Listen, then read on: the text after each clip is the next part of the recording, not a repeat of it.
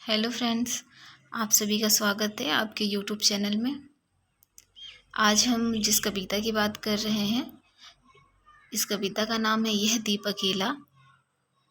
आज हम इस कविता की व्याख्या देखेंगे। कल जो है हमने इस कविता को पढ़ा था।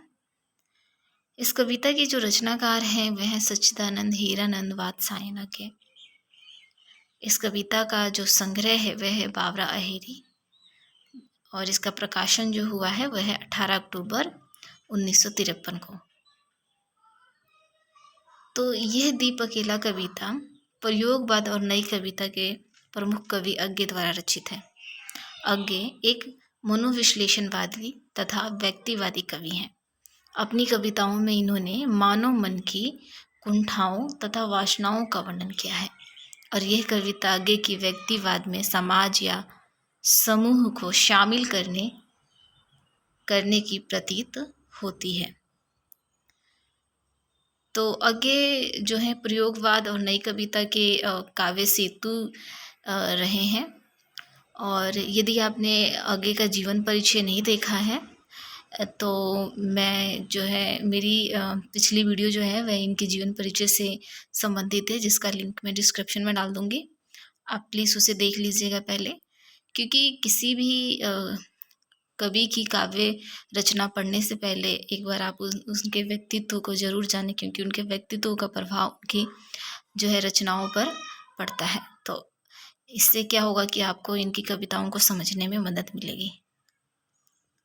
तो कविता जो है ये है, कविता है यह दीप अकेला स्नेह भरा है गर्व भरा मद माता पर इसको भी पंक्ति को दे दो।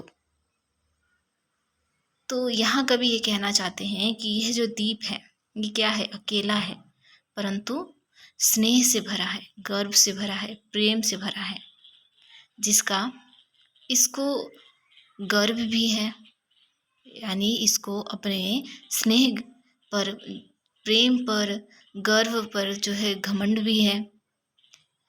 अर्थात ये गर्व से क्या है, मदमाता भी है और उसका ये गर्व उसकी पूर्णता की अपूर्णता को दर्शाता है। जैसे अगर हम देखें कि ये जो दीप है, दीप क्या होता है, हमेशा तेल से भरा होता है, सूखा नहीं होता है। उसी तरह मनुष्य भी जो है प्रेम और जो है भावनाओं से भरा हुआ होता है, स्नेह से, गर्व से भरा होता है। तो मनुष्य को इस बात पे गर्व भी होता है जिस तरीके से दीप को है, लेकिन ये उसका गर्व जो है पूर्णता की अपूर्णता को दर्शाता है। आगे लाइन में कहते हैं कवि कि इसको भी पंक्ति को दे दो, पंक्ति को दे दो, अर्थात जो ये दिया है, दीप है, इसको भी जो इसकी पंक्तियां हैं दियों की, उसमें शामिल कर देना। कभी यही चाहते हैं यहाँ पे कि जो अकेला एक दिया है उसको दियों की जो पंक्तियां हैं उसमें शामिल कर देना। इससे क्या होगा कि उसकी सामूहिकता की शक्ति का उसे बोध होगा, उसकी पूर्णता में जो अधूरापन है उसका भी ज्ञान होगा, उसको समूह में शामिल होकर वह बड़ी पूर्णता को प्राप्त करेगा। यह दिया वास्तव में मनुष्य का प्रतीक है। मनुष्य व्यक्ति की दशा भी इसी दिए सी होती है। व्यक्ति में स्नेह गर्व अभिमान होते हैं, तभी तो वह तब तक वह मजबूत नहीं बन पाता जब तक कि वह समाज में या समाज के साथ नहीं जुड़ जाता है। इसी तरह से ये जिस तरीके से कवि कहते हैं कि इसको भी पंक्ति को दे दो, यानी जो व्यक्ति है, जो कि अकेला व्यक्ति है, जो अपने आप में पूर्ण है, संपूर्ण है, उसकी संपूर्णता की सार्थकता कब है, जब वह समाज में उसका विलय हो, वो समाज में मिले, समाज के लिए, समाज में उसका मिलना समाज के हित है और साथ साथ उसका भी हित है। आगे वह कहते हैं, अगली पंक्ति है इसकी, यह जन है गाता गीत जिन्हें फिर और कौन गाएगा, पनडूबा ये मोती सच्चे फिर कौन कृति लाएगा। यह समिधा ऐसी आग हठीला, यह समिधा ऐसी आग हठीला विरला सुलगाएगा। यह अद्वितीय, यह मेरा, यह मैं स्वयं विसर्जित। यह दीप अकेला स्नेह भरा है, गर्व भरा मद माता पर, इसको भी पंक्ति को दे दो।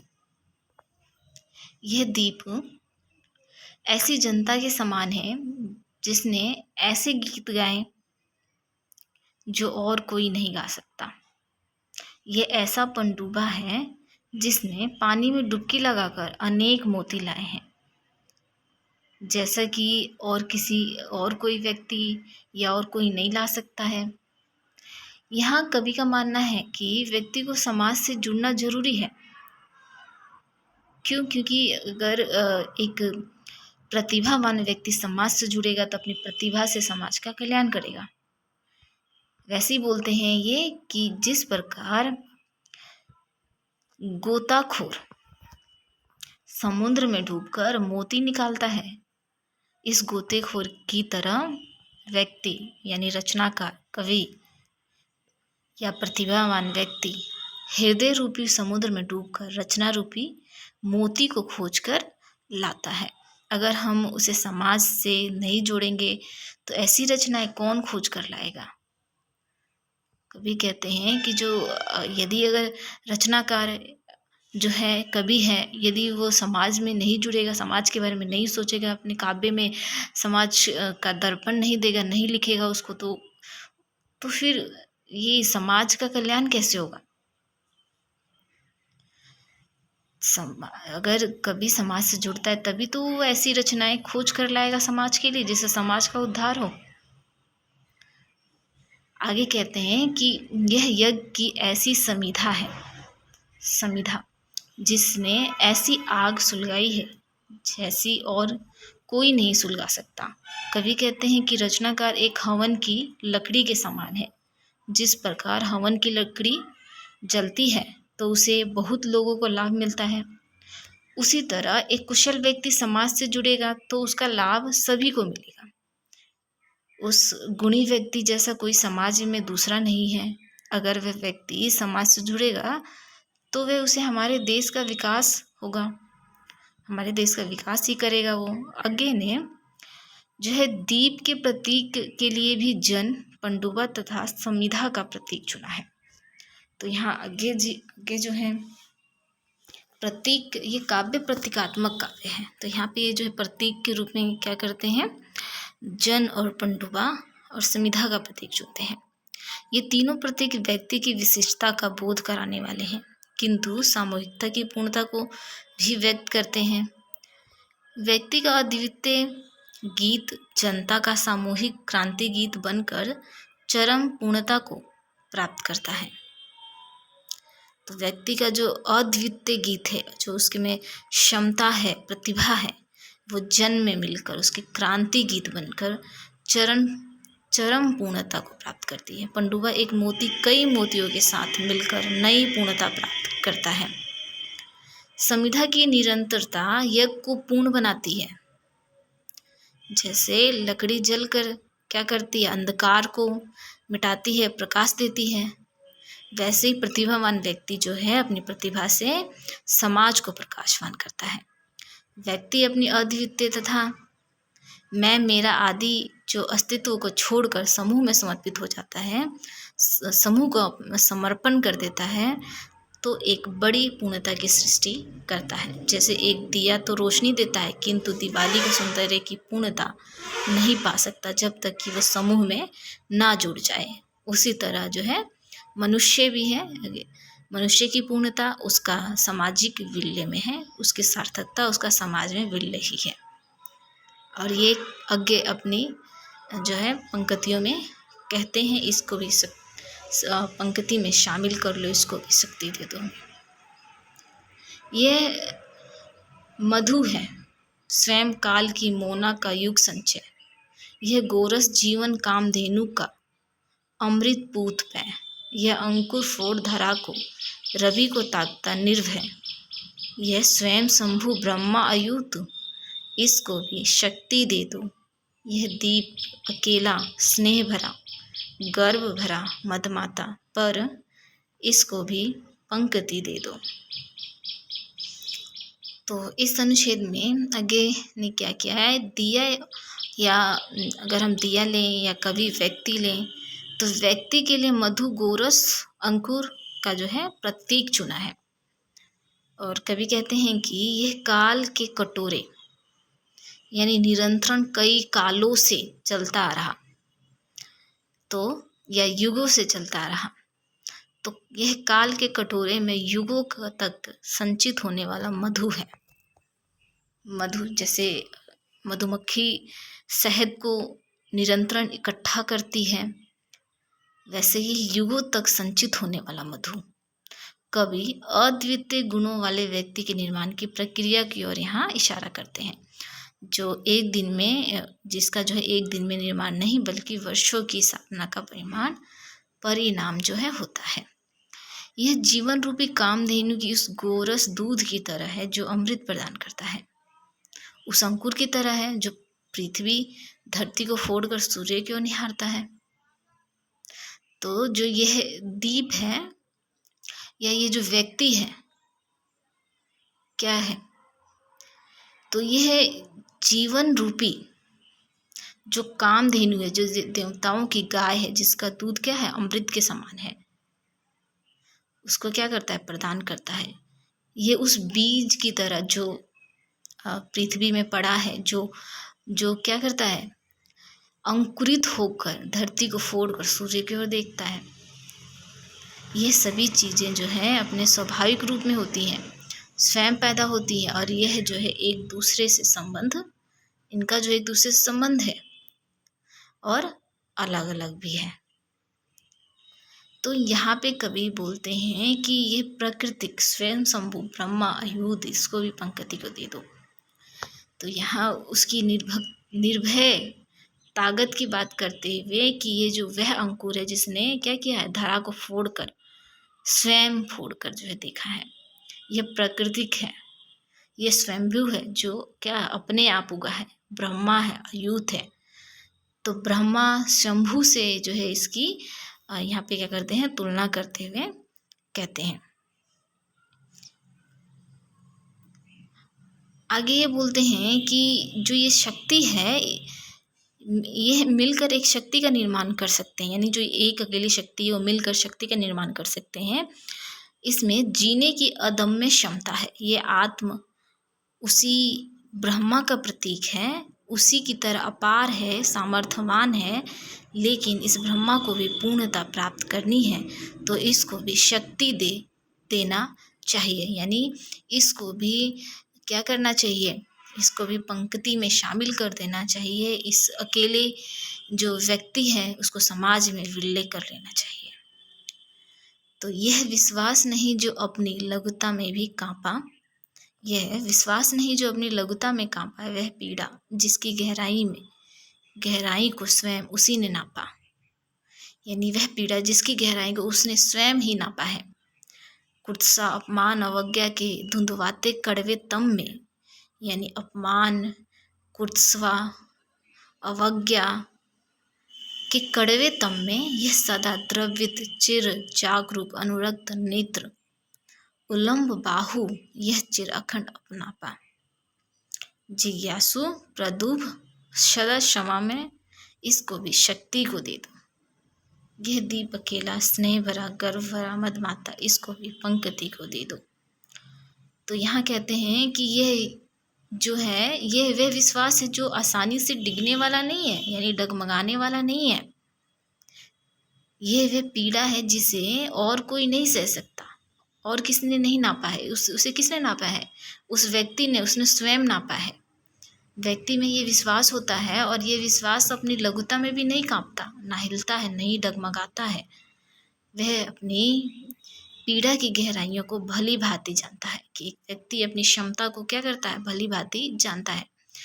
वह स्वयं अपने को उसने नापा भी है। किसी की निंदा, किसी का अपमान, अवज्ञा जैसे कड़वे अथवा जलाने वाले विशेषताएं इसे दिए में नहीं है, उस व्यक्ति में नहीं है। ये प्रतिभामान व्यक्ति है, अपितु यह दिया सदा द्रवित अर्थात करुणा से भरा है। यानी ये जो व्यक्ति है, दिया रूपी जो व्यक्ति है, उसमें क्या है, करुणा भरा हुआ है, प्रेम भरा हुआ है, स्नेह भरा हुआ है। और ये क्या है, चिर जागरूक है, अर्थात बहुत लंबे से प्रेम से भरा हुआ है। वह दूसरों की ओर हमेशा हाथ उठाए हुए या अपनापन लिए हुए हैं, यानी वह दूसरों को अपनाने के लिए क्या है, हाथ उठाए हुए हैं, यानी अपनाना चाहता है, और मतलब कल्याण की भावना है उसके अंदर।